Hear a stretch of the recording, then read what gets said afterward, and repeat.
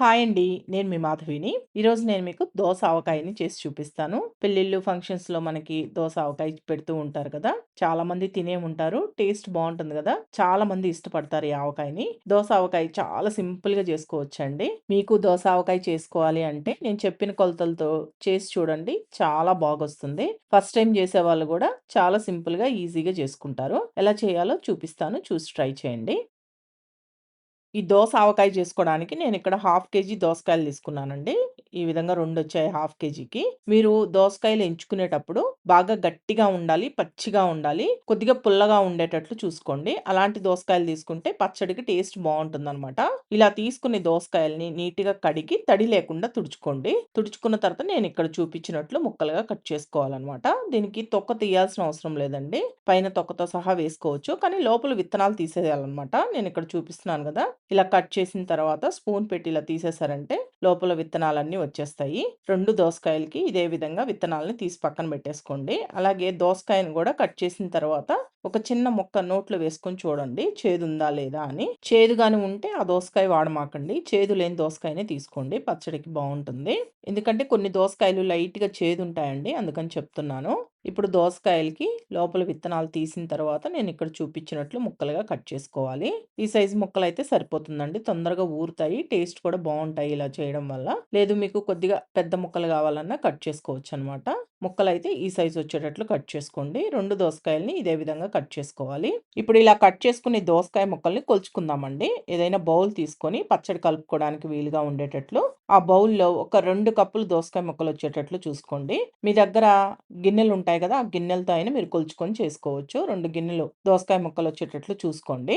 లాస్ట్‌లో కొద్దిగా మిగిలాయండి దోసకాయ ముక్కలు. అవి గూడా వేసుకుంటున్నాను. ఇప్పుడు ఈ దోసకాయ ముక్కల్లో ఒక పావు టీ స్పూన్ పసుపు, పావు కప్పు అంటే మీరు ఏ కప్పుతో దోసకాయ ముక్కలు కొలుచుకుంటారో అదే కప్పుతోటి పావు కప్పు ఆవపిండి వేసుకోవాలండి. ఆవాలను వేయించాల్సిన అవసరం లేదు. డైరెక్ట్‌గా మిక్సీ జార్‌లో వేసుకొని ఇలా మెత్తటి పౌడర్ లాగా చేసుకొని పావు కప్పు వేసుకోండి. దీంట్లోనే 2 టేబుల్ స్పూన్ల దాకా నేను ఉప్పు వేశాను.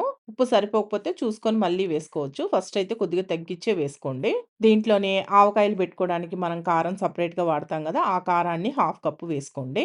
దీంట్లోనే ఒక చిటికెడు ఇంగువ వేస్తున్నానండి. కొంతమంది ఇంగువ ఇష్టపడరు. మీకిష్టముంటే వేసుకోండి. వేసుకోకపోయినా పర్వాలేదు. ఇంగువ వేస్తే మంచి ఫ్లేవర్ ఉంటుంది. అలాగే ఒక పావు టీ స్పూన్ మెంతుల పొడి వేస్తున్నానండి నేను. అంటే పచ్చి మెంతుల పొడి వేయించినది కాదు. మీకు ఇష్టముంటే వేసుకోండి మెంతుల పొడి గూడా. వేసుకోకపోయినా పర్వాలేదు. కొంతమంది ఇష్టపడరు మెంతుల పొడి. ఓన్లీ ఆవపిండే వేసుకుంటారు. అలా అయినా చేసుకోవచ్చనమాట. దీంట్లోనే పొట్టు తీసేసిన వెల్లుల్లి రెమ్మలు ఒక 10 లేదా 15 దాకా వేసుకోండి. వెల్లుల్లి ఫ్లేవర్ పచ్చడికి బావుంటుంది. అలాగే ఒక అరబద్ద నిమ్మబద్దను గూడా పిండుతున్నానండి. నిమ్మరసం వేయడం వల్ల కొంచెం మనకి ఆ పులుపుదనం వచ్చి టేస్ట్ ఇంకా బావుంటుందనమాట. దోసకాయలో ఉన్న పులుపే గాకుండా కొద్దిగా నిమ్మరసం వేసుకుంటే బావుంటుంది. ఇప్పుడు లాస్ట్‌గా ఒక కప్పు పల్లి నూనె పోసుకొని మొత్తం బాగా కలుపుకోవాలండి. మీరు ఏ కప్పుతోటి దోసకాయ ముక్కలు కొలుచుకుంటారో అదే కప్పుతోటి ఒక కప్పు పల్లి నూనె వేసుకోండి. పల్లి నూనె అయితేనే ఈ దోస ఆవకాయకి చాలా బావుంటుంది టేస్ట్. కొంతమంది నువ్వుల నూనె గూడా వేసుకుంటారు. అది మీ ఆప్షనల్. నువ్వుల నూనె కావాలన్నా నువ్వుల నూనె అయినా కలుపుకోవచ్చనమాట. ఇప్పుడు చేత్తోటి ఇలా మొత్తం అన్నీ బాగా కలిసిపోయేటట్టు కలుపుకోవాలి. దీనికి కొంతమంది పోపు పెడతారండి. నేనైతే పోపు ఏం పెట్టడం లేదు.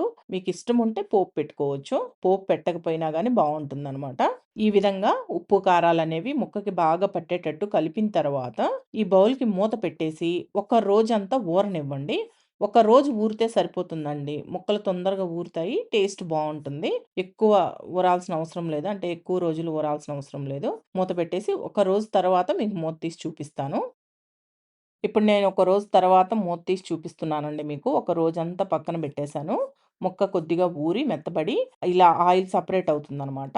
చూస్తుంటేనే నోట్లో నీళ్లూరుతున్నాయండి. ఎంత బాగొచ్చిందో టేస్ట్ మటుకు సూపరుంది. ఇప్పుడు ఒకసారి పచ్చడిని బాగా కలుపుకొని టేస్ట్ చూసుకోండి. మీ టేస్ట్‌కి తగ్గట్టు ఉప్పు, కారాలేమన్నా సరిపోలేదు అనిపిస్తే కొద్దిగా ఉప్పు, కారం వేసుకోండి. పులుపు కూడా సరిపోలేదు అనిపిస్తే కొద్దిగా నిమ్మరసం కలుపుకోండి సరిపోతుంది. నాకు కొద్దిగా ఉప్పు తక్కువయిందండి. అందుకని కొంచెం ఉప్పేసుకొని కలుపుకుంటున్నాను. అలా చూసుకొని కలుపుకుంటే టేస్ట్ బావుంటుందనమాట.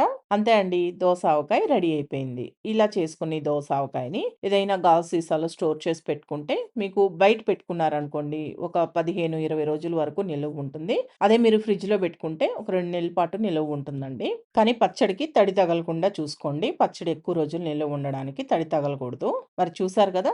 దోస ఆవకాయ ఎలా చేసుకోవచ్చో. చాలా సింపుల్ అండి చేసుకోవడం. ఈ కొలతలతో ఒకసారి చేసి చూడండి. ఎంత కమ్మగా ఉంటుందో అన్నంలో కలుపుకొని తింటే భలే ఉంటుంది. ఈ వీడియో మీకు నచ్చింది అనుకుంటున్నాను. నచ్చితే మన షెఫ్ ఛానెల్‌ని సబ్స్క్రైబ్ చేసుకోండి. లైక్ చేయండి, షేర్ చేయండి, కామెంట్ చేయండి.